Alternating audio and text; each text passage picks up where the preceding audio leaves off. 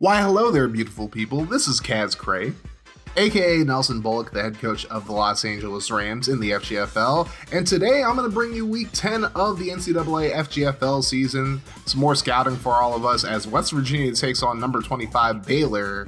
And the guy to watch in this one, of course, is Jeff Sanders, the quarterback for Baylor, who's coming off a really big game last week. We'll start off with a 1st and 10 midway through the first quarter, and Sanders has shown off the athleticism, getting an 11-yard gain in the first down. Now 1st and 10. Michael Robinson might be the star of this offense, but you can't sleep on Marcus Page, and Page is going to get the first down.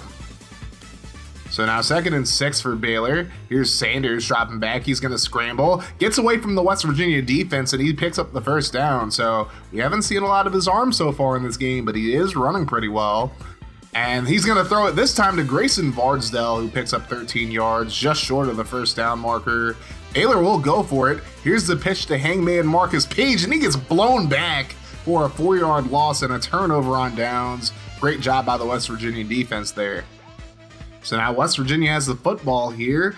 And what a hit by Scott Tverdov on Courtney Sapp. Just blew him up in the backfield. West Virginia would end up punting. Baylor would end up having a nice drive down the field. Here's a little screen pass to Michael Robinson, who gets inside the 10. And that would lead to a field goal, so it's 3-0 Baylor. Here's Sanders on left side, a nice little dot, and a few broken tackles. Robbie Fajardo is going to get all the way down to the 31. Hell of a play by him. And now 2nd and 5. Here's Sanders letting it fly left side. It's going to be caught by Kingston Robbins this time for the first down. That would lead to another Baylor field goal from the left hash. The kick is up and good, and the Bears lead 6-0. So now Baylor gets the ball back with about 34 seconds to go. And here is Sanders under pressure. He's going to be brought down for the sack. So West Virginia gets another shot at it. Here's Sam Barnhill, the sophomore. He's going to be brought down for the sack, coughs up the football. Johnny Staton got to him, and Baylor leads 6-0 at the half.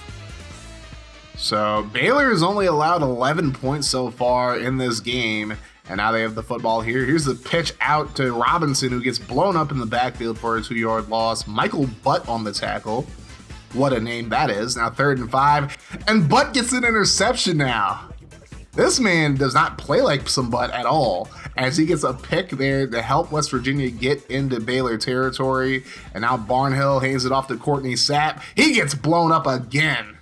This time Connor Sleep Dalton hits him, and he puts him to sleep. So West Virginia will try a field goal. This is field goal miss range, however, so it's no good. And now Baylor has the ball again. Sanders will throw right side. That's going to be caught, and Vardsdale is pushed out of bounds after a 17-yard gain. Now 3rd and 4, inside the 20 or around the 20, and Sanders is brought down for the sack. That is Tyler Smith who got to him. So now Baylor will kick from the right hash, and that is going to be no good. That is a rough one. So now West Virginia has the ball back. Barnhill will drop back, throws over the middle. That's caught. And they're going to get inside the 50 thanks to Reggie Miller. I don't know if he's related to the basketball player, but I don't think so. So now here's a throw over the middle on 4th and 4. That's going to be caught by Stephen Beamer Benzer Bentley, and he picks up the first down. So now 2nd and 1. Here's the rollout. Barnhill dumps it off. That's going to be caught, and it's going to get inside the 20. That's Reggie Miller once again. Now 4th and 6 for the Mounties. And Barnhill throws left side. It's going to be caught by Bentley for the touchdown. West Virginia goes up 7-6, and Barnhill's having quite a game so far. Not a lot of yards, but he's very efficient. But now Baylor has to try to come back here. Here's Robinson picking up the first down off the dump off from Sanders.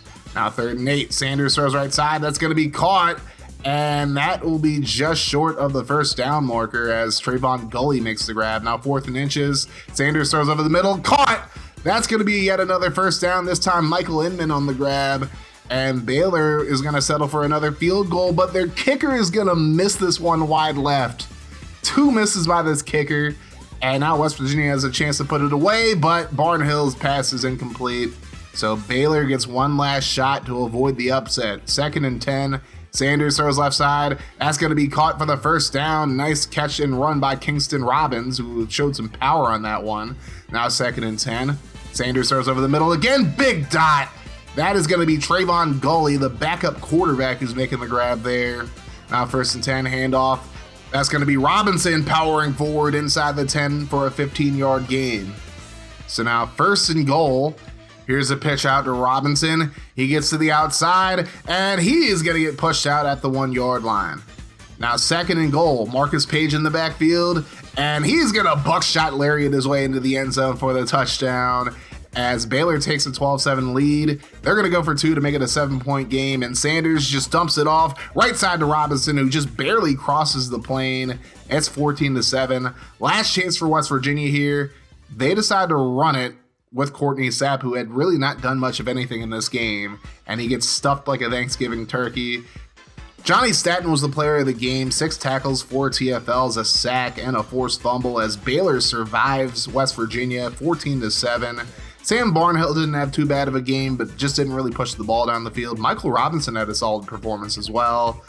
24 touches and 95 yards, not too bad. Now we go from the Big 12 over to the AAC as Rice takes on number 20 USF.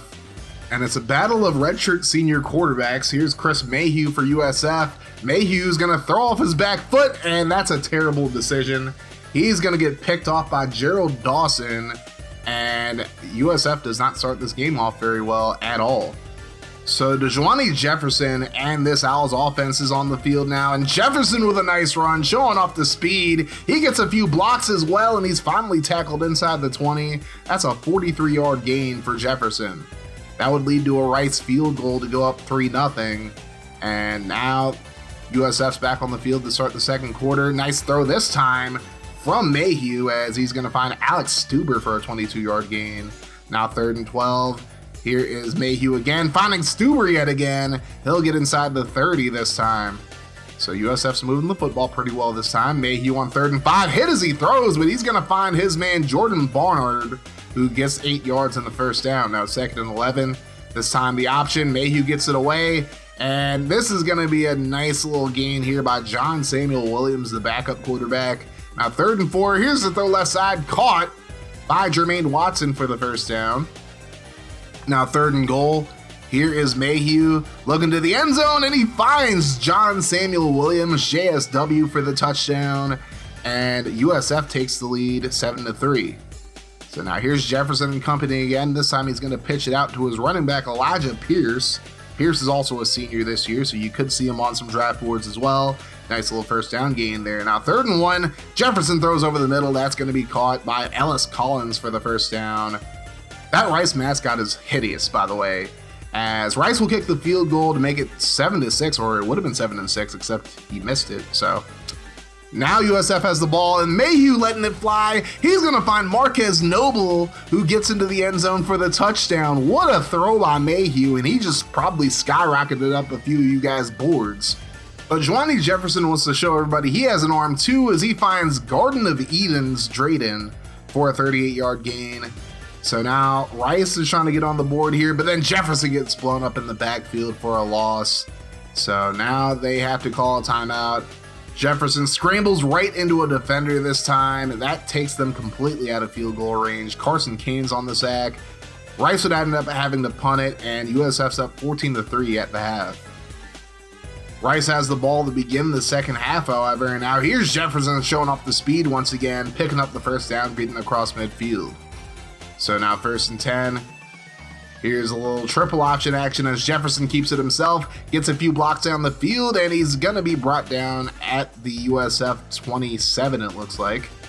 They'd end up kicking a field goal here from about 35 yards out, and they would end up making it to make it 14-6. But now here's USF with the football once again, and this time Mayhew goes down. Blake Jason Todd on the sack there. We'll go to the fourth quarter now, and 3rd and 8, Pierce is blown up in the backfield. Great play by Jalen Johnson. And now we're back on the USF side, and here's Mayhew scrambling, showing off his speed, and he's able to pick up the first down. Now, USF would try a field goal from 55 yards out. That's no good. 4th and 2 here for Rice, and Greenbauer is going to get the first down into USF territory. So the Owls still have a shot here. Jefferson throws a screen, and that was just poorly executed as Cox doesn't gain anything. They end up punting it, looking for a stop against USF as Mayhew runs up the middle, picks up the first down. And that ugly little mascot's very upset about that. Now 3rd and 13. Here's a throw left side and a great catch by Watson. He stays in bounds, and that will be game. Rice definitely gave it their best effort, but Chris Mayhew was able to outduel DeJuan Jefferson, but both men had a really good game. Jefferson 102 yards through the air, 77 yards on 9 carries. Chris Mayhew went 18 to 24, 205 yards, 2 touchdowns and a pick with 36 yards of his own. Marcus Knowles, a guy you might want to look at, 3 catches, 66 yards and a touchdown in this one. Middle linebacker Kenyon Njoku for USF, no relation to David Njoku, had 14 tackles, 3 TFLs, and a sack in this one. Now we have a game where I have some vested interests. As you guys know, I'm a big Florida State fan, and they are the #1 team in the nation, heading down to South Beach to take on their dreaded rivals, number 7 Miami. And now we get to watch the Dexter Moss experience as Moss will throw underneath. He's going to find Robert Randall, who picks up the first down, just short of midfield. So now here's Moss on a triple option, pitches it out. This time it's the fullback, Richie Mitchell. He gets up to the 25-yard line. And now 1st and 10. Here's famous Dex scrambling around a little bit. He's going to pick up the first down, and Moore just slides down at the 10-yard line. So good play by Moss. Moss on the play fake. He gets blown back in the backfield. That is James Perez on the hit, and Florida State will have to settle for a field goal to make it 3-0. So now Miami has the football here. Here's the handoff to Mario Morris. And this man's running the ball like he just touched the star man, and he's going to get a big gain all the way inside the Florida State 10 up to the 6. And the very next play, why not just let him cap it off as he walks in for the touchdown untouched. And unfortunately, Miami's up 7-3. But Mario Morris looks like he's going to be a beast. Now here's a handoff to another beast here, as it's going to be Julius Bailey picking up the first down for Florida State. 2nd and 9 here. Dex on the read option. He's going to keep it himself, and he picks up the first down inside the 30. Now here's Dex throwing the football. He's going to throw it right side. That's going to be caught by Rob Bitzner. That'll be a first down for the Noles, and then Julius Bailey is going to finish things off here with a 5-yard scamper to make it 10-7 Noles. Very tough matchup between number 1 and number 7 here, as here's Wesley O'Connor letting it fly. He's going to find his man for the touchdown. That is Tyler Washington, who just burns the FSU defense. And O'Connor's 5 of 5, 68 yards and a touchdown so far. We'll see how famous Dex responds. I mean, he's just holding the ball way too long. He gets blown up. That is going to be a 4-yard loss thanks to Chase Assalley. Now 3rd and 6. Dex throws over the middle. That's going to be caught for the first down. Hayden Gilson on the grab. And that would lead to a Florida State field goal attempt, and this one is no good. So Miami still leads 14-10. Miami would go 3 and out, however, and now FSU has the ball. Here's Gilson over the middle making a nice grab on the throw from Moss once again. Now here's Dex, under a minute to go. He's going to try to scramble, and he's finally brought down. That'll be a 7-yard loss as Perez gets a sack there. I believe that's a half sack for him. But now here's Cowboy Colton Ankerson picking up a 17-yard gain and a first down. Now a little option play, pitch out to the right side, and Robert Randall nearly gets to the end zone there. He's tackled just a yard short. And then Dex is just going to say, why spread the wealth when you can do it yourself? He walks in for the tutty to make it a 17-14 game. And Miami's not going to go like that, though. 24 seconds to go. O'Connor throws right side. It's going to be caught. And here's Herod just running over Florida State's defense, getting into FSU territory. But Miami would operate some good old cock management. And Florida State leads 17-14.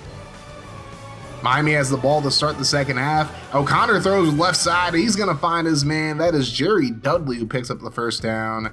And now 1st and 10, handoff to Super Mario. He runs over another FSU defender. He's got the star man again. He's going to get up to the 25-yard line. That would set up another Miami field goal to tie it up at 17 apiece. So now Florida State has the football back. They're in Miami territory. Famous Dex gonna run once again. I don't know what that dude up there was just doing, but he was just standing there. I don't know if that was Assalley or not, but oof. 2nd and 4. Dex is gonna throw the screen. Here's Bailey. He's gonna pick up the first down up to the 10. 2nd and goal. FSU trying to punch it in here. Dex runs the read option. He probably should have taken that outside, but he runs right into James Perez, and Dex is actually injured on the play. He'd be okay, and Florida State would kick a field goal to make it 20-17, but that was a bit of a scary moment there. 3rd and 4, here's O'Connor, looking right side, and a beautiful catch by BJ John, who can pretty much do it all for Miami. But then Wes is going to get sacked here. That'll be a 4-yard loss as he runs right into Eric Hanspard. And Florida State has the ball. Final play of the 3rd quarter. And here's Fitzner on the jet sweep, getting the first down on the 16-yard gain. So now 3rd and 5 for FSU as they look to keep their lead going, and Dex can't even get the screen off as James Perez gets his 2nd sack of the game. Miami trying to come back here. Mario up the middle, picking up 15 yards. He's been an absolute dog in this one. Now 1st and 10, Morris gets the handoff again, and he is now up to 107 yards on 6 carries. Now, why Miami won't run him more is beyond me. So it's 105 yards, not 107, but still. And then look at this man, Wesley O'Connor. He could have had a touchdown, but he was dancing around too much, and that would cost him as he's going to get picked off here. Amari Hill gets the pick, and he's going to take it up to the FSU 21. He's a true freshman, so we'll have to see what his future holds in FSU, but great play there in a big game against Miami. Now here's Dex once again, letting it fly. Nice catch by Robert Randall for the first down as FSU looks to run the clock here. Dex throws left side this time. Beautiful catch by Donovan Quincy. And that'll lead to yet another FSU field goal to make it 23-17. So Miami has one last shot at it. 2nd and 10. Here's O'Connor stepping up in the pocket. Throws over the middle. That's going to be caught for a big first down. That'll get inside the 30. Miami, 1 second left. Last chance. Wesley O'Connor lets it fly to the end zone, and he's going to be picked off. So Florida State survives an absolute scare from Miami. Dexter Moss had a great game in this one. The final will be 23-17 as Moss goes 15-19, 168 yards, 44 yards on the ground, and a touchdown. Julius Bailey had a really good game, 70 yards and a touchdown on 12 carries. 22 yards through receiving on 4 catches. Rob Fitzner had a quiet game receiving, only 1 catch for 11 yards, also had a 16-yard run, but he also had 2 pancakes as well. True freshman right tackle Javen Johnson had 8 pancakes and only 1 sack allowed in this one. Eric Hanspard had 3 tackles at TFL and a sack. Wesley O'Connor had a rough one, 17-23, 184 yards, a touchdown and 2 picks. Mario Morris, 105 yards and a touchdown on 6 carries. Again, why he didn't run the ball more is beyond me. Jerry Dudley had a nice game as well. James Perez, 10 tackles, 3 tackles for a loss and 2 sacks. Chase Assalley, 4 tackles and a sack. So now we go from one undefeated team to another one as Old Dominion heads down to Georgia to take on the Georgia State Panthers. Panthers are 3-4 right now, trying to pull off a big upset here as Chris Fritz throws underneath. That's going to be completed, and that'll be a big first down for Jalen Spielman. Definitely keep your eyes on this guy because he has some talent. Georgia State wouldn't do anything with the football, however, so now we'll go over to Alex Collins and this Old Dominion offense as Jonathan Washington makes the grab for the first down. Now here's Collins in the shotgun. He'll drop back, throws left side. That's going to be caught by Remington Hennessy. I love this dude's name. Just call him Remy Henny at this point. Old Dominion would kick a field goal to make it 3-0. And now Georgia State back on the field. Fritz gonna hand it off to Spielman again. Look at this dude. This dude has some pretty solid speed and some power to him as well. Definitely keep your eyes on him as the draft process continues. Here's Fritz throwing right side. That's going to be caught. Big gain for the first down by Steven Saint. That would lead to a Georgia State field goal to tie it up at 3 apiece. So pretty uneventful first half so far. Here's Collins once again. He throws right side and he's going to be picked off. Good Lord, that was a terrible throw. It was off his back foot and everything.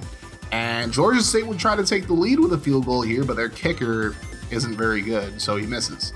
So now here's Collins trying to scramble, and he runs right into a defender. He fumbled it, but was picked up by the O-line. And now Georgia State has a chance to get some points on the board here, but Fritz is going to get tripped up for a 6-yard loss. That is Christian Grain on the sack, and we go into the half tied up at 3 apiece. So now here's Old Dominion once again. As Collins throws over the middle, that's going to be completed for a first down to Deshaun Houston. Now 3rd and 4. Here is Collins once again letting it fly. Again, he's going to find Hennessy for a 14-yard gain in the first down. And now here's Alex Collins just doing it himself on the option play. He's going to punch it in for the 15-yard touchdown run. So our first touchdown finally comes midway through the third quarter as the Monarchs lead 10-3. And here's Spielman once again getting a nice 8-yard gain in the first down. I really like this dude a whole lot. They're going to inexplicably try a 50-yard field goal even though their kicker missed from much closer, and it's no good. Now, towards the end of the third quarter, Old Dominion punts it, and this ends up being a what a punt by their punter as it goes out at the 1-yard line. So now Georgia State's in a bit of trouble here. Here's Fritz on the play fake. He's under pressure, and he's going to just barely avoid getting sacked for the safety as Albert Brown brings him down. Now, 3rd and 10, Fritz going to drop back again, and this time he throws it across his body, which is rule number 1 as a quarterback. You never do that. He's going to be picked off. Thomas Ward Jr. on the pick. And now Alex Collins is going to make him pay as he punches it in for the touchdown. It's 17-3 Monarchs. Georgia State definitely hung into this game for a little bit. Now here's Fritz on the read option, picking up the first down, getting into Old Dominion territory. So they still have some life here. Now here's Fritz on the play fake, quick throw of the middle. That's 4th down. I don't know why Terry Watson's diving for that, but unfortunately, that just wasn't a good play for him. And now Fritz throws over the middle. He finds Demetrius Wilson, who coughs up the football. That's going to be picked up by ODU. And that would be how the cookie crumbles as Thomas Ward is the player of the game. Old Dominion wins 17-3 to remain undefeated. Alex Collins went 22 of 29, 143 yards and a pick. 7 carries, 26 yards, and 2 touchdowns for him. Cameron Seymour, who we didn't see much of at all in the video, had 73 yards and 18 carries. Kind of a pedestrian game for him. Thomas Ward Jr., 6 tackles, a TFL, and a pick. Chris Fritz went 18 of 27, 124 yards and 2 picks. Jalen Spielman had 18 carries for 56 yards and 2 catches for 15 yards. Clint Cowan had 13 tackles. Javorius Zamora had 5 tackles and 4 TFLs. He's a freshman redshirt, so keep your eyes on him moving forward in the future. So now we go up to Oregon for our final game of the video as Cal comes into town to take on number 8 Oregon. Cal has the ball in Oregon territory here, 3rd and 1. Byron Scott hands it off, and Devin Watson gets absolutely obliterated by Brandon Williams. They'd end up punting it, so now out comes true freshman Seamus Kramer, the Celtic Warrior, throwing a big dot left side to Rasheen Ellison for 22 yards. But now on 2nd and 9, Kramer's trying to scramble, and he just gets held up and thrown down by Michael Largent. Oregon would end up punting it. So now Cal has the ball on a 3rd and 2. These rainy conditions are not doing these offenses any favors as Watson's blown up in the backfield by DeAndre Ward. Cal would end up punting it. And now here's Kramer on the play fake. He's holding the ball a bit too long, but now he's going to run it. And he needs to learn how to slide because if he doesn't, he's going to have a bad time. As Kramer gets blown away on this play, he loses 8 yards thanks to Justin Bracey. Now 3rd and 14, Kramer again going to be brought down for the sack. So this O-line's really not helping him out a whole lot. So now here's Cal. Once again, Byron Scott going to scramble. Scott picks up the first down this time as he gets into Oregon territory.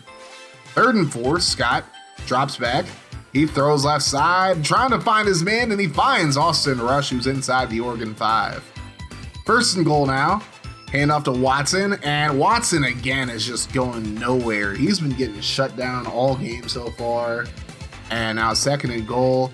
This time read option, and this time Scott slammed down for a 3-yard loss. That would lead to a Cal field goal as they go up 3-0. And now Oregon takes over here as Kramer on the play fake lets this one fly. That's going to be caught by Cardavion Moore, who gets a 41-yard gain into Cal territory. But now 3rd and 13, Kramer looks backside. He's going to find his man Reggie Scipio, who's pushed out of bounds at the 3. So now 2nd and goal line set. Here's the pitch out to the running back. That is going to be Jonathan Ellaby, who had an otherwise pretty pedestrian game in this one. Just a little spoiler for you. But he gets into the end zone there to go up 7-3. And Oregon would end up missing a field goal right before the half. So it's 7-3 Ducks, but it's been a very underwhelming game so far. So now Cal with the football here. It's going to be 3rd and 2. Here's a throw left side, and it's caught for a first down. That's Winston Gurley who makes the grab. So now 2nd and 13. Here's Scott throwing left side, and he finds his man. That's going to be a big first down to Stephon Jackson, who's tackled just short of the Oregon 30. Now 3rd and 2. Scott's going to try to pick up the first down, and he does so successfully, getting inside the 20. So new set of downs for Cal. I believe this is 3rd down here, as Scott on the read option will take it up the right sideline, breaks a few tackles. Look at the strength of Byron Scott. He's going to be tackled at about the 2-yard line. Now Cal has another shot at getting into the end zone here, but here is Scott under pressure. He's going to get hit hard and sacked. That will be Darian Trotter who got to him. Cal would end up kicking a field goal here to make it 7-6. But you got to think that they're kicking themselves for not putting up points when they needed to. Here's Kramer getting swifty on the Cal defense. He's going to pick up about 12 yards on a first down. Oregon would end up punting it, however. But now Cal starting to move the ball down the field once again. There's a big dot from Scott over to Harris for the first down. And now under a minute to go. I guess they were looking for the screen. I don't know why he even threw this one, but he's going to be picked off. Just a terrible decision by Byron Scott there, and he's probably fallen down a few boards at this point. Now 3rd and 4, Kramer under pressure. He's going to get sacked, coughs up the football, and Cal picks it up. That's probably not how Kramer wanted to end the 3rd quarter. Cal would try a field goal here, but it would end up being no good, as they couldn't really even move the ball on that drive. So now here's Oregon with the football. Kramer's going to find Ellison once again, who gets up to the Cal 29. And now 3rd and 10. Kramer throws it right side, and it's caught but then dropped, incomplete. So now Oregon's going to try another field goal.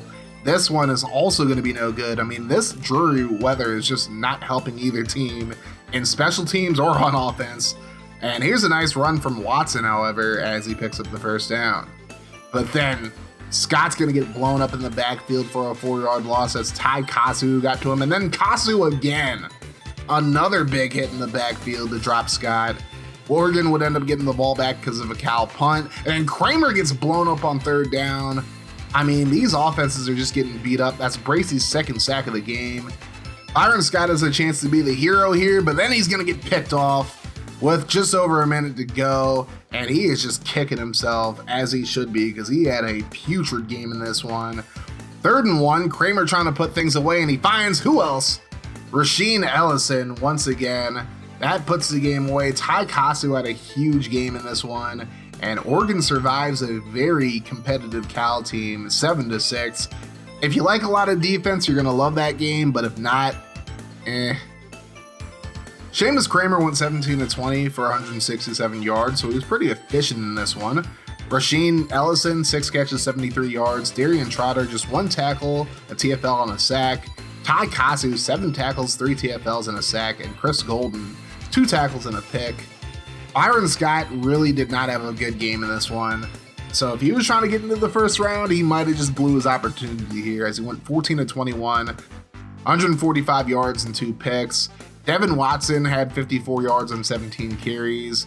Olakunle McCarty had 3 tackles, a TFL and a sack. Jason Battle, 7 tackles, 2 TFLs and a sack. And Justin Bracey, 4 tackles, 3 TFLs and 2 sacks. So once again, big shout out to FG for allowing me to record commentary for this week's games. And we will see you guys in the next episode.